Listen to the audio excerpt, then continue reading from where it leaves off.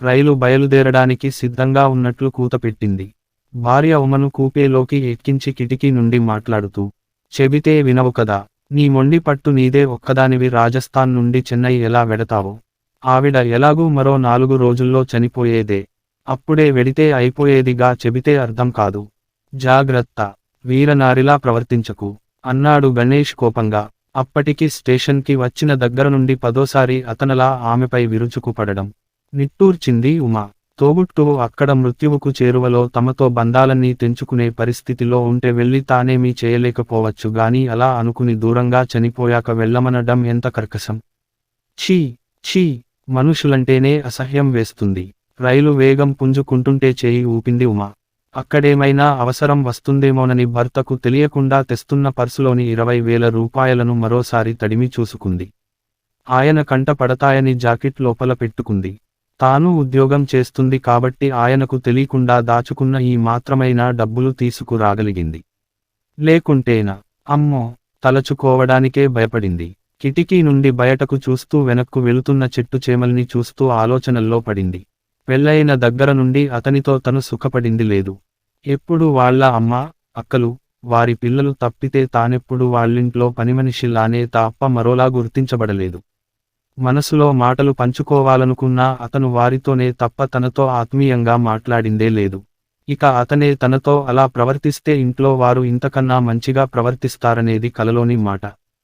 అసలాయన తనకి గౌరవం, విలువ, ప్రేమ, అభిమానం, అనురాగం ఇస్తేనే కదా వేరెవరైనా ఇవ్వడానికి. పెళ్ళై 4 సంవత్సరాలైనా పిల్లలు కలగలేదని తన దగ్గర నసుగుతుంది అత్తయ్య. డాక్టర్ దగ్గరకు వెళితే తన దగ్గరేం తప్పు లేదన్నారు. ఆయనకు కూడా పరీక్ష చేయాలి తీసుకురమ్మన్నారు. కానీ ఆయన ససేమిరా రారు, పరీక్షకు ఒప్పుకోరు. అత్తయ్య ఏమో పూజలు, ఉపవాసాలు చేయాలంటారు. తనకు తెలుసు అసలు తప్పు ఆయన దగ్గరుందని. దానిని కప్పిపుచ్చుకోవడానికి తననే ఏదో ఒకటి అంటుంటారు. ఏం మాట్లాడాలన్నా భయమే. వారందరి సమక్షం తనకు ఊపిరాడనట్లు ఉంటుంది. ఇంతకాలం అందరూ వరంగల్లోనే ఉన్నారు. గత 2 నెలల క్రింద ఆయనకు ఉద్యోగరీత్యా రాజస్థాన్ ట్రాన్స్ఫర్ కావడంతో తను అక్కడకు వెళ్ళిపోయారు. అయినా రోజు ఆయన ఫోన్ చేస్తూ సలహాలు వాళ్ళ అమ్మ వాళ్ళ నుండి తీసుకుంటూనే ఉంటారు. తానేమీ సమిష్టి కుటుంబానికి వ్యతిరేకి కాదు. చాలా ఇష్టపడుతుంది అందరూ కలిసి ఉండడాన్ని. కానీ మాట మాటకు, ప్రతి చిన్న పనికి తప్పును వెదికి సహనాన్ని పరీక్షించేలా మాట్లాడే వారి ధోరణిని జీర్ణించుకోలేకపోతోంది. అక్క మాధవికి బ్రెయిన్ కాన్సర్ వచ్చి అమ్మా వాళ్ళు, అక్క బావ వాళ్ళు చాలా బాధపడుతున్నారు. గత కొద్ది కాలంగా అది చాలా ఎక్కువ అయింది.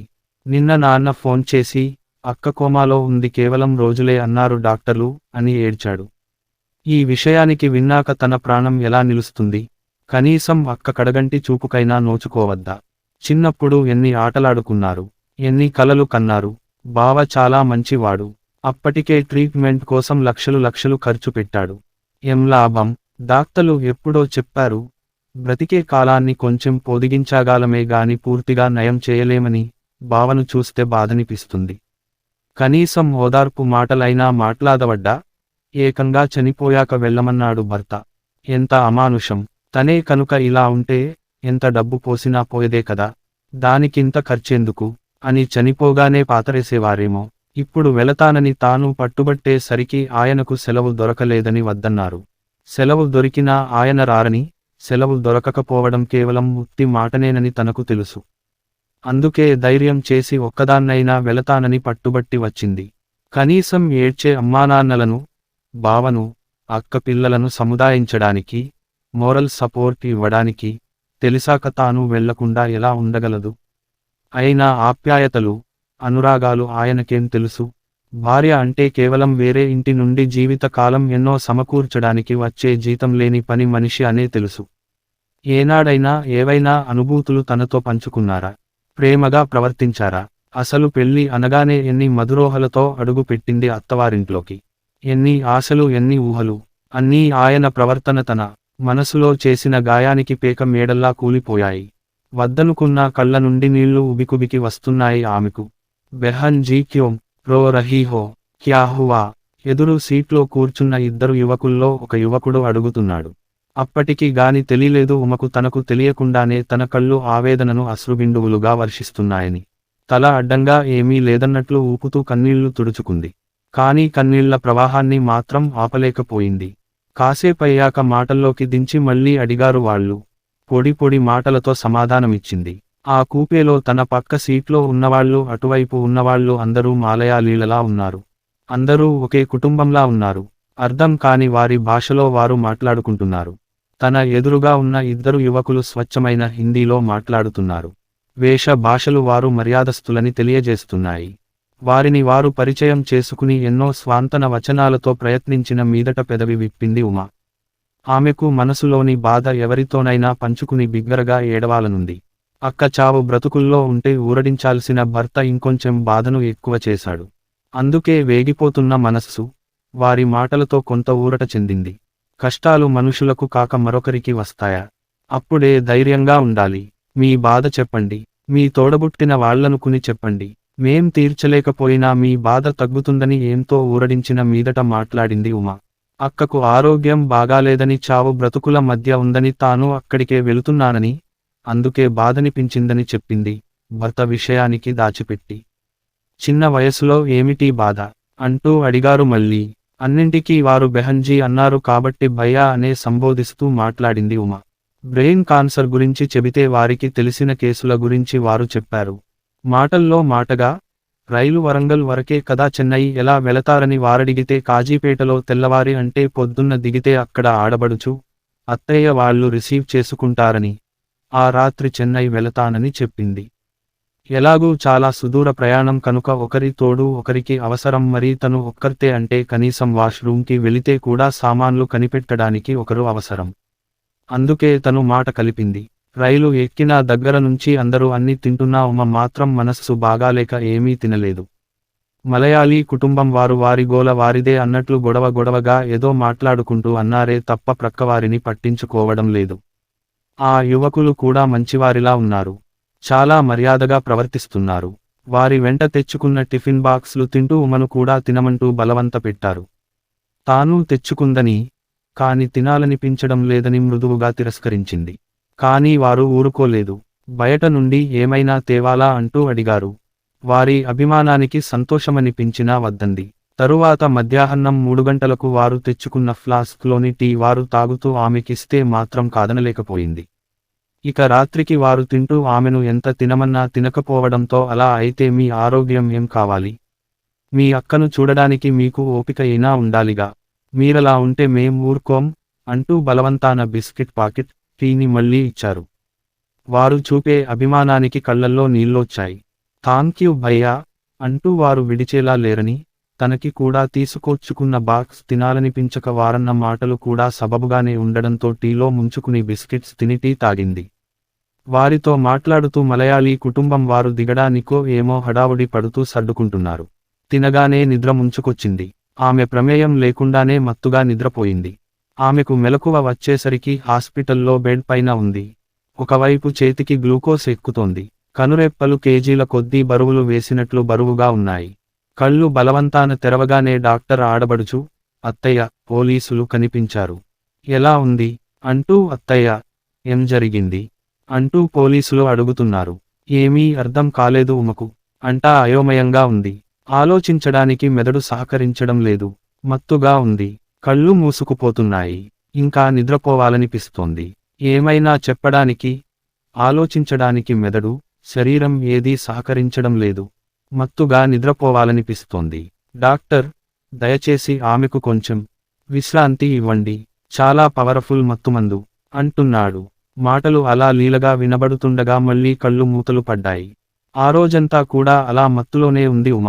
మెలకువ వచ్చాక తెలిసిన విషయానికి ఏమిటంటే ఎదురుగా ఉన్న యువకులు తనకు మత్తు మందున్న బిస్కెట్లు టీని ఇచ్చారని, దానితో తను స్పృహలో లేకపోతే తన దగ్గరున్న డబ్బు, మెల్లో బంగారం గొలుసు, చేతికి ఉన్న గాజులు, తన బ్యాగ్ అన్నీ తీసుకుని తనను కాజీపేట స్టేషన్లో చివర ఒక చెట్టుకు ఆనించి కూర్చోబెట్టి వెళ్లారని, తనను రిసీవ్ చేసుకోవడానికి వచ్చిన ఆడబడుచు రైలు వచ్చి వెళ్లిపోయినా తన జాడ ఎంతకు కానరాకపోవడం, సెల్ స్విచ్ ఆఫ్ అని వస్తుండటంతో వెదకుతూ ప్లాట్ఫామ్ చివర చెట్టు దగ్గర తనను చూసి తన అవతారానికి ఆశ్చర్యపోయి భయంతో రైల్వే పోలీసులకు ఫిర్యాదు చేసిందని, వారి సహాయంతో స్ట్రెచర్ పై హాస్పిటల్లో చేర్చారని చేర్చి ఇప్పటికి 2 రోజులయ్యిందని, మనుష్యులపై ఉన్న నమ్మకం ఆమెకు ఈ సంఘటనతో పూర్తిగా తుడిచి పెట్టుకుపోయింది.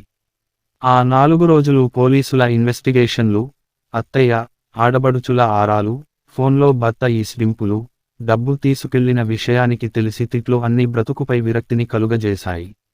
ఈ మత్తు నుండి, షాక్ నుండి తేరుకోకముందే అక్క చనిపోయిందన్న వార్త తెలిసింది. గుండెల్ని పిండినట్లయింది. అంతకన్నా విరక్తి కలిగే సంఘటన తరువాత జరిగింది. డబ్బులు పర్స్లో పెట్టుకుని జాకెట్ లోపల పెట్టుకున్న సంగతి ఉన్నదున్నట్లుగా చెప్పింది ఉమా పోలీసులకు. భర్త తరువాత ఫోన్లో మాట్లాడుతూ, చేతి గాజులు, కాలిపట్టాలు, బాగ్తో పాటు జాకెట్ లోపల వేసుకున్న మంగళసూత్రం గొలుసు, డబ్బులు అన్నీ తీసుకెళ్లారు వాళ్ళు. అంటే వారు జాకెట్ లోపల చూశారు. పైగా నిన్ను చెట్టు దగ్గర కూర్చోబెట్టినప్పుడు రేగిన జుట్టు, చెదిరిన బొట్టు, అస్తవ్యస్తమైన బట్టలతో ఉన్నావు. కనుక వారు నిన్నేమైనా చేశారేమో. అసలు నిన్ను అనాలి, ఎవరితోనైనా ఇష్టం వచ్చినట్లు మాట్లాడతావు. ఎవరేమిస్తే అది తింటావా, వద్దంటే వెళ్ళావు. కొంచెం భయం లేదు. ఇంకా అలా మాట్లాడుతుంటే అప్రయత్నంగా రిసీవర్ వదిలేసింది. ఊహించని షాక్కు లోనైంది. తర్వాత ఆడబడుచు వాళ్ళు, గణేష్ చెబితే డాక్టర్లతో చెప్పి ఆ టెస్టు కూడా చేయించాము. ఏమైనా అయిందేమోనని. ఇంకా నయం, ఏమీ కాలేదు అంటుంటే అసహ్యమేసింది ఉమకు. మానసిక ధైర్యాన్నిచ్చి అండగా నిలవాల్సిన భర్త, సూటిపోటి మాటలతో మనస్సు నొప్పించడమే కాకుండా టెస్టు చేయించామని ఏంతో మామూలు విషయంలా చెబితే జీర్ణించుకోలేకపోతోంది. అసలు అంత నమ్మకం లేనిది ఇక ముందు అతనితో కాపురం ఎలా చేయగలుగుతుంది? ఇంతకాలం ఎన్నిరకాలుగా బాధపెట్టినా ఈ విషయాలతో అమ్మానాన్నలకు బాధ పెట్టలేక, ఈ వయసులో వారిని కష్టపెట్టడం ఇష్టం లేక ఏమీ చెప్పలేదు. మనస్సుకే సర్ది చెప్పుకుంది. ఇప్పుడు అణువణువునా అతని పట్ల అసహ్యం పేరుకుపోయింది. అక్క చనిపోవడంతో అన్యమనస్కంగానే చెన్నై వెళ్ళింది. కానీ మనస్సంతా విరక్తిగా నిర్వేదంగా మారిపోయింది. అక్క చనిపోయిన 10వ రోజున తనను తీసుకెళ్లడానికి వచ్చిన భర్త, అక్క పోయిన దుఃఖంలో ఎలా ఉన్నావని అడగడం మరచి, వీరనారిలా బయల్దేరావు.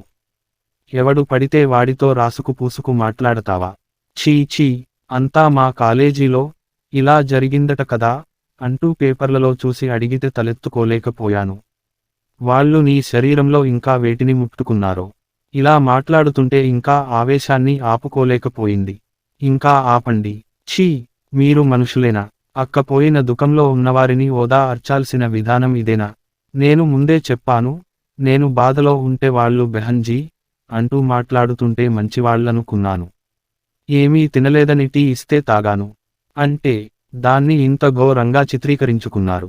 ఒకవేళ నిజంగా ఏమైనా జరిగినా మీకు ప్రేమే కనుక ఉంటే అందులో నా ప్రమేయం లేదు కాబట్టి మీ అనురాగంతో స్వాంతన ఇవ్వాలి. ఇదే మీ చెల్లెలికి అయితే ఇలాగే అనేవారా? అనుక్షణం చిత్రవద చేసే మీతో ఇక ముందు సంసారం కూడా చేయలేను. ఏదో నా కోసం మీరు త్యాగం చేస్తున్నట్లు ఉదారంగా, నన్ను ఏలుకోనక్కర్లేదు. ఇప్పుడే విడాకులకు అప్లై చేస్తాను. గుడ్ బై అంటూ చరచరా వెళ్ళిపోయింది ఉమా. ఈ రకమైన తిరుగుబాటు ఊహించని గణేష్ నిశ్చేష్టుడా అయ్యాడు. ఎప్పటిలా ఎన్ని మాటలన్నా వాళ్ల అమ్మానాన్నల కోసమైనా తనను బ్రతిమిలాడి, తన తప్పును క్షమించమంటుందని, తను ఉదార స్వభావుడిలా చేరదీస్తున్నట్లు ఫోజు కుట్టవచ్చని ఆశపడ్డాడు. ఎందుకంటే ప్రతి నెలా ఆమె తెచ్చే జీతం విడాకులైతే రాదు. పైగా కోర్టు భరణం ఇవ్వమంటుంది. మళ్ళీ పెళ్లి చేసుకోవాలన్నా ఇంతటి అందగత్తె, విద్యావంతురాలు, గుణవంతురాలు, ఉద్యోగస్తురాలు తనకు దొరకదు. తనకు పిల్లలు పుట్టే యోగం లేదు. కనుక తన తప్పుకు చెంపలేసుకుని ఇక నుండైనా ఆమెను నొప్పించవద్దని నిర్ణయించుకుని ప్రాధేయపడి ఆమెను ప్రసన్నం చేసుకోవడానికి ఆమెను వెదుకుతూ బయల్దేరాడు గణేష్. సారీ, నీ మనసు నొప్పించాను, నన్ను క్షమించు ఉమా, నువ్వింతలా బాధపడతావనుకోలేదు. ఇక ముందెప్పుడు నీ మనస్సు నొప్పించను, నా మీదొట్టు అంటున్న భర్తను సాలోచనగా చూసింది ఉమా. అతని భయం చూసి ఆమెకు నవ్వొచ్చింది. అలనాటి క్షమయా ధరిత్రిలా నేటి మహిళా క్షమిస్తుందా? కాని ఆమె సాలోచనగా తలపంకించింది. వీస్తున్న గాలి కూడా ఆమె సమాధానం కోసం చెవులు రెక్కించింది. లేచింది మహిళా లోకం, దద్దరిల్లింది పురుష ప్రపంచం. దూరంగా మైక్ నుండి పాట వినబడుతుంటే గుడిలోని జే గంటలు శుభం అంటూ మంగళకరంగా మోగాయి.